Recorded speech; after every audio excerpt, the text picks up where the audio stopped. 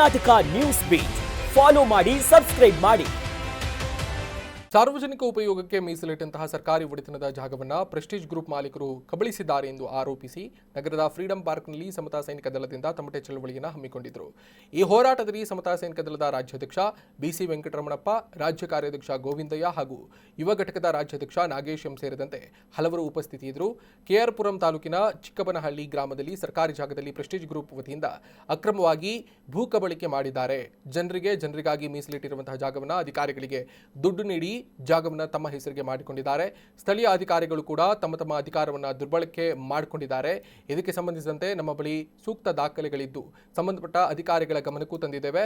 ಇದು ನಮ್ಮ 2ನೇ ಸಲದ ಹೋರಾಟ ಆಗ್ತಿದ್ದು ಅಧಿಕಾರಿಗಳು ಹಾಗೂ ಸಂಬಂಧಪಟ್ಟ ಸಚಿವರು ಕ್ರಮ ತೆಗೆದುಕೊಳ್ಳದೇ ಇದ್ದರೆ ನಾವು ವಿಧಾನಸೌಧಕ್ಕೆ ಹಾಗೂ ಕಂದಾಯ ಸಚಿವರ ನಿವಾಸಕ್ಕೆ ಮುತ್ತಿಗೆ ಹಾಕ್ತೇವೆ ಅಂತ ಸಮತಾ ಸೈನಿಕ ದಳದ ಮುಖಂಡರು ಅಧಿಕಾರಿಗಳಿಗೆ ಹಾಗೂ ಸಚಿವರಿಗೆ ಎಚ್ಚರಿಕೆ ನೀಡಿದ್ದಾರೆ.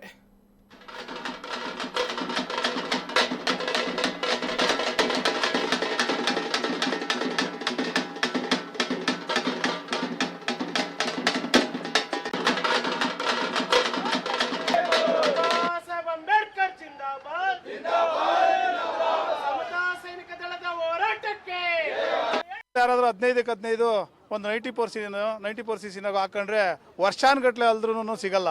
ಅದೇ ಈ ಜಿಲ್ಲಾಧಿಕಾರಿಗಳು ಮತ್ತು ತಹಶೀಲ್ದಾರ್ ಅವರು ನೋಡಿ, ಈಗ 2 ಎಕರೆ 36 ಗುಂಟೆ ಸೆಕೆಂಡ್ರಿಗಳಾಗ ಅವ್ರಿಗೆ ಮಾಡಿಕೊಟ್ಟಿದ್ದಾರೆ.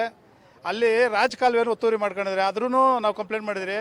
ಮಳೆ ಬಂದರೆ ಎಲ್ಲ ಮನೆಗಳಿಗೂ ನೀರು ನುಗ್ಗಿ, ಇವಾಗ ಮೊನ್ನೆ ಸಿಂಪಲ್ ಮಳೆ ಬಂದಿದ್ದಕ್ಕೆ ಬೆಂಗಳೂರು ತತ್ತರಿಸ್ಬಿಡ್ತು.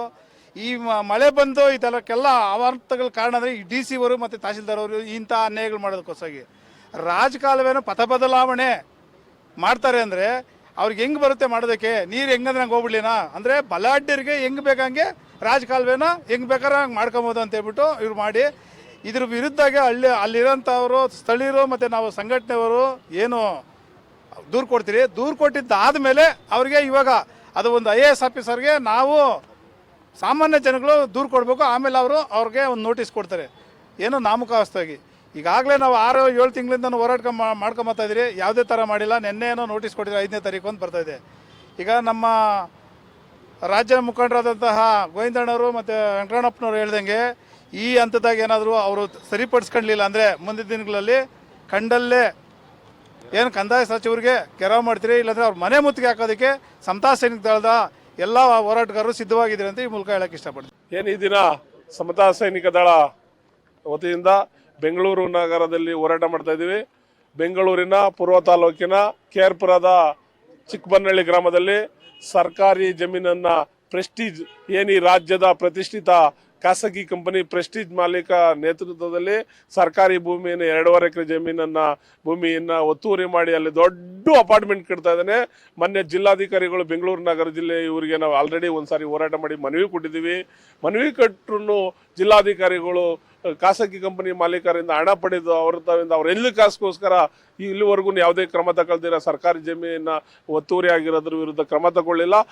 ಈ ರಾಜೀವ್ ಗಾಂಧಿ ಅಭಿವೃದ್ಧಿ ಮನೆ ಕಟ್ತಾರಲ್ಲ, ಆ ನಿಗಮದಲ್ಲಿ ಒಂದು ಮನೆ ತಗೋಬೇಕಂದ್ರೆ 5 ವರ್ಷಗಳ ಮುಂದೆನೆ ಒಂದು ಆನ್ಲೈನ್ ಅಪ್ಲಿಕೇಶನ್ ಹಾಕಿರ್ತಾರೆ. ಇವತ್ತುವರೆಗೂ ಕೂಡ ಒಬ್ರಿಗೆ ಒಂದು ಮನೆ ಸಿಗಲ್ಲ.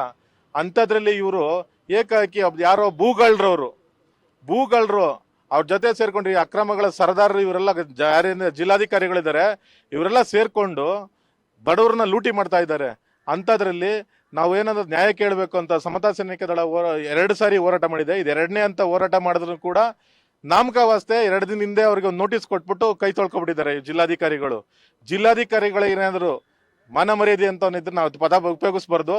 ಅವ್ರಿಗೆ ಮಾನ ಮರ್ಯಾದೆ ಅಂತ ಇದ್ದಿದ್ರೆ ಅವ್ರು ಕೂಡ ಎಂದ್ಲು ಕಾಸಿಗೆ ಆಸೆ ಪಡ್ದಿರಾ ಬಡವ್ರ ಪರವಾಗಿ, ದೀನದರಿದ್ರ ಪರವಾಗಿ, ಹಿಂದುಳಿದ್ರ ಪರವಾಗಿ, ಇಲ್ಲಿನ ಮೂಲ ನಿವಾಸಿಗಳ ಪರವಾಗಿ ಕೆಲಸ ಮಾಡಬೇಕಾಗಿತ್ತು. ಅದನ್ನ ಬಿಟ್ಬಿಟ್ಟು ಅವ್ರು ಯಾರೋ ಒಬ್ಬ ಭೂಗಳ್ಳ ಅವನು ಅಪಾರ್ಟ್ಮೆಂಟ್ಗಳು ಕಟ್ಕೊಂಡು ಕೋಟಿ ಸಂಪಾದನೆ ಮಾಡಿದ್ದಾನೆ, ಇವ್ರಿಗೊಂದಷ್ಟು ಕಪ್ಪ ಕಾಣಿಕೆ ಕಳಿಸ್ತಾನೆ ಅಂತ ಅಂದ್ಬಿಟ್ಟು ಅವ್ನ ಪರವಾಗಿ ಕೆಲಸ ಮಾಡ್ತಾ ಇದ್ದಾರೆ. ಅಂದ್ರೆ ಇವ್ರಿಗೆ ನಾವೇನು ಹೇಳ್ಬೇಕು? ನಮ್ಮ ರಾಜ್ಯ ಮುಖಂಡರುಗಳೆಲ್ಲ ಹೇಳ್ದಂಗೆ ನಾವು ಈ ಹಂತದಲ್ಲಿ 2ನೇ ಹಂತ ಹೋರಾಟದಲ್ಲೇನು ನಮಗೇನಾದ್ರೂ ನ್ಯಾಯ ಸಿಕ್ಕಿಲ್ಲ ಅಂತಂದ್ರೆ ಮಾನ್ಯ ಕಂದಾಯ ಸಚಿವರ ಮನೆ ಮುತ್ತಿಗೆ ಮತ್ತೆ ಅವ್ರು ಎಲ್ಲಿ ಸಿಗ್ತಾರೆ ಅಲ್ಲಿ ನಾವು ಘೋರವಾಗಿ ಗೆರವು ಮಾಡುವಂತ ಕಾರ್ಯವನ್ನ ಮಾಡ್ತೀವಿ ಅಂತ ಹೇಳಿ ನನ್ನ ಮಾತು ಮುಗಿಸ್ತೀನಿ ಸರ್. ಈ ಹೋರಾಟ ಈಗಾಗಲೇ ಎಲ್ಲರೂ ತಿಳಿಸಿದ್ದಾರೆ. ನಾನು IAS ಆಫೀಸರ್ಸ್ KS ಆಫೀಸರ್ಸ್ಗೆ ಹೇಳಿಕೊಡುವ ಮಟ್ಟದಲ್ಲಿ ಅವರು ಇರಬಾರ್ದು. ಸಾರ್ವಜನಿಕರ ಮಾತಾಗಲಿ, ಪಬ್ಲಿಕ್ ಮಾತಾಗಲಿ, ಕೇಳೋ ಮಟ್ಟದಲ್ಲಿ ಇರಬಾರ್ದು ಅವರು ಕೆಲಸ ಮಾಡೋ ವಿಚಾರದಲ್ಲಿ. ಆರ್ಟಿಕಲ್ 22 ಸಂವಿಧಾನದ ಆರ್ಟಿಕಲ್ 22 ಪ್ರಕಾರ ಆರೋಪಿಗಳನ್ನು ರಕ್ಷಣೆ ಮಾಡ್ತಾ ಇದ್ದಾರೆ. ಯಾರು? ಒಬ್ಬ IAS ಅಧಿಕಾರಿ. ಸಂವಿಧಾನವನ್ನು ಓದ್ಕೊಂಡಿರ್ತಕ್ಕಂಥ ವ್ಯಕ್ತಿಗಳೇ ಆರೋಪಿಗಳನ್ನು ರಕ್ಷಣೆ ಮಾಡಕ್ ಹೋದ್ರೆ ನೀವು ಆರೋಪಿಗಳಾಗ್ತೀರಿ ಅಲ್ವಾ? ನೀವು ಆರೋಪ ಸ್ಥಾನದಲ್ಲಿರ್ತೀರಿ. ಯಾರು ಆರ್ಟಿಕಲ್ 22 ಪ್ರಕಾರ ಆರೋಪಿಗಳನ್ನು ರಕ್ಷಣೆ ಮಾಡ್ತಾರೋ ಅವರು ಆರೋಪಿಗಳಾಗ್ತಾರೆ.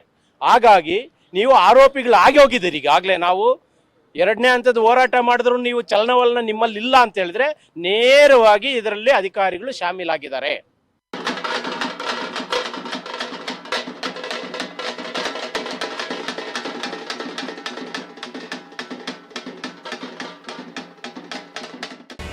ಕರ್ನಾಟಕ ನ್ಯೂಸ್ ಬೀಟ್ ಫಾಲೋ ಮಾಡಿ, ಸಬ್ಸ್ಕ್ರೈಬ್ ಮಾಡಿ.